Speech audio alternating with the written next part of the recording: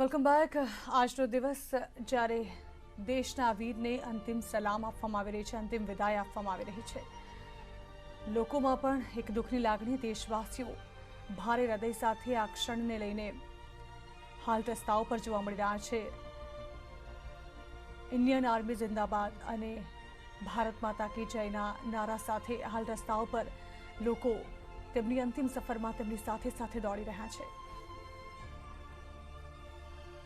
Media का जमावड़ा और इंतजार हो रहा है कि जब बिपिन रावत और उनकी पत्नी मधुलिका रावत का पार्थिव शरीर यहां पर आएगा और सर्वोच्च सेना के पद पर वो पहुंचे, किस तरीके से उनको प्रमोशन मिलते गए। और हमने ये भी देखा कि जनवरी 2020 में जब उन्होंने सीडीएस का पदभार संभाला, क्योंकि जो आसमान में उड़ने वाले, चाहे फाइटर प्लेन की बात करें या फिर समंदर की गहराइयों में सबमरीन की बात करें, जो दुश्मन पर नजर रखती है, कैसे सेना का आधुनिकीकरण हो, कैसे मॉडर्न इक्विपमेंट्स सेना को दिए जाए। और हम ये देखें कि अभी तो जो उन्होंने फैसले लिए थे, जो बदलाव उन्होंने किए थे, उसका तो असर दिखना ही शुरू हुआ था। अभी महज 63 साल उनकी उम्र थी जब बदलाव दिखने शुरू हुए थे, जब देश को बिपिन रावत जैसे ऑफिसर की सबसे ज्यादा जरूरत थी।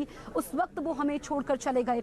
और जब ये खबर आई बुधवार को, 13 लोग इसमें हमारे बीच में नहीं है। इस वक्त एक सैनिक जिंदगी और मौत के बीच जंग लड़ रहे हैं। पूरे देश की दुआएं उनके साथ थी और पूरा देश इस वक्त टेलीविजन स्क्रीन, जो लोग यहाँ पर नहीं पहुंच पा रहे हैं, न्यूज़ 18 इंडिया के माध्यम से इस वक्त ये तस्वीरें वो देख पा रहे हैं। अंतिम यात्रा जो उनकी शुरू हो चुकी है, अब से कुछ देर बाद यहीं पर इसी शमशान भूमि पर बरार स्क्वायर पर उनकी अंतिम यात्रा पहुंचेगी। और आप देखिए वहां से अगर हम दिखाएं तो तमाम सैनिकों की मौजूदगी, इसमें तीनों सेनाओं के सैनिक मौजूद हैं। चाहे हम बात करें वायुसेना की, हम बात करें नेवी की, बात करें आर्मी की, बात करें अर्धसैनिक बलों की, बात करें, तमाम सैनिक यहाँ पर 800 सैनिकों का जमावड़ा। इसके अलावा लोग दूर दूर से पहुंचे हैं, क्योंकि ये कैंट एरिया है, कुछ प्रोटोकॉल होता है, तो कई लोगों को बाहर ही रोक दिया गया है। बाकायदा यहाँ पर चेकिंग हो रही है। जो मीडिया के लोग हैं, जिनके पास आई कार्ड है, उनको ही अंदर आने की अनुमति है। ऐसे में आम लोग यहाँ पर नहीं पहुंच पा रहे हैं। लेकिन अगर हम दूर तक जाते हैं, अनिल, जहां तक कैमरे की नजर जाती है, वहां से स्टार्टिंग पॉइंट से जहां से वो काफिला आएगा, तो आप देखेंगे कि पूरा यहाँ पर सैनिक मौजूद हैं और इंतजार हो रहा है अपने जाबाज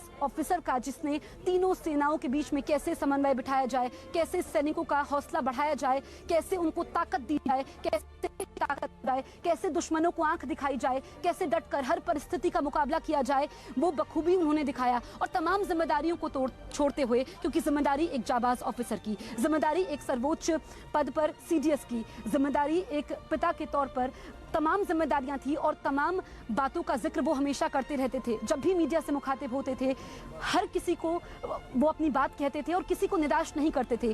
जनरल बिपिन रावत जो हमेशा से सेना में आना चाहते थे, देखिए विरासत में उनको ये सब मिला, क्योंकि उनके पिता भी आर्मी में रहे। और जो डिसिप्लिन होता है, किस तरीके से जुनून होता है, देश के प्रति लगाव होता है, वो उनको विरासत में मिला। और अपने पिता की विरासत को उन्होंने ऐसे ही आगे बढ़ाया।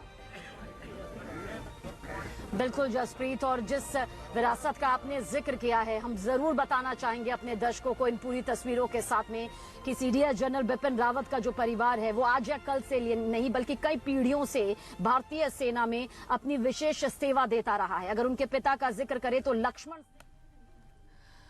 तो हाल તેમની અંતિમ વિદાયની સાથે સાથે લોકો પણ, દેશવાસીઓ પણ ભારે હૃદય જાણે કે પ્રાર્થના કરી રહ્યા છે કે આ શહીદની આત્માને શાંતિ આપે। પરંતુ સાથે જ લોકોની જે દુઃખની લાગણી છે તે રસ્તાઓ પર જાણે કે જોવા મળી રહી છે। લગાતાર આ સમાચારો પર નજર હાલ રોકાઈએ બ્રેક માટે।